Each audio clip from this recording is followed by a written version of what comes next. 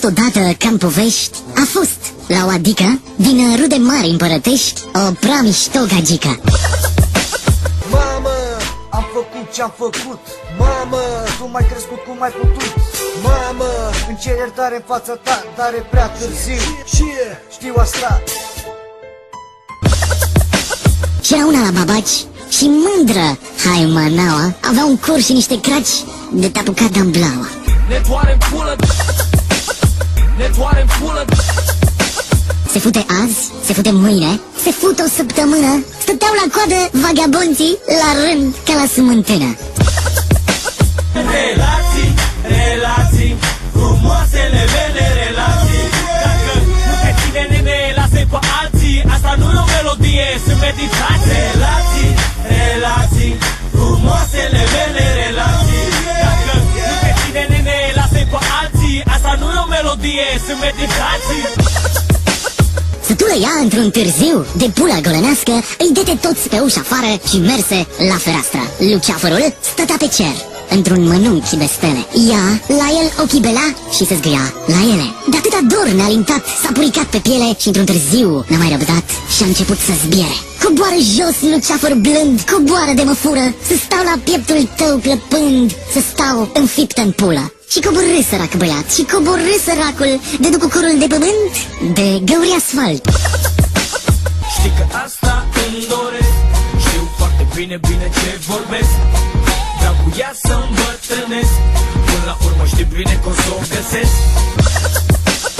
Iubita mea cu ochii de lut și albă ca tingira, eu pentru tine am căzut și-mi blestem fericirea. Iar dacă tu nu vrei să vii cu mine printre aștri, mă piși pe ochii tăi zglobi și în ochii tăi albaștri.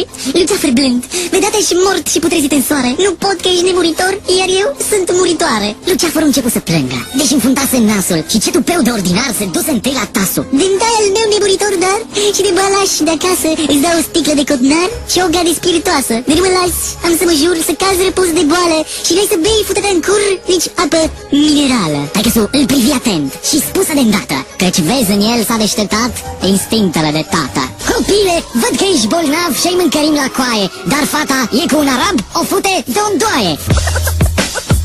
Bună iubita, dacă vrei să ieșim împreună, te asigur că faci o alegere bună. Vezi tu, sunt și avantaje, ai promovare, lumea vorbește de tine la televizoare. Te lansezi pe orbită într-o clipă, stai lângă mine că nu-i nicio caterincă. Porni Luceafărul înapoi pe drumul singuratec și-o găsi pe fată în pat cu un moșnag asmatic. Ea îl văzu pe un ochi de geam și spuse cu suspine: Gingajule, hipopotam, coboară până la mine. Pleacă de aici, futu-te-n cur și lasă-mă în pace. Credeai că ai să mă amăgești chemându-mă pe seară? Belinei pula să-mi belești de curvă ordinară. Degeaba mă mai cheme acum să vin să rupem patul, căci eu pe curul tău aș vrea să joc poker în 4. Iar sânii tăi, de altă dată, ce-mi provocau emoții, atârn acum, așa de jos, de-au inundat chiloții. Trăind în cercul vostru strâmb, faceți copii o droaie, dar eu vă iert, căci sunt un sfânt și în fond mă doare în coaie. Să-ți iau neamul la pulă și vă put pe toți în gură, să-ți dau pula să-mi o surgi, ca pe vacă când o mulgi.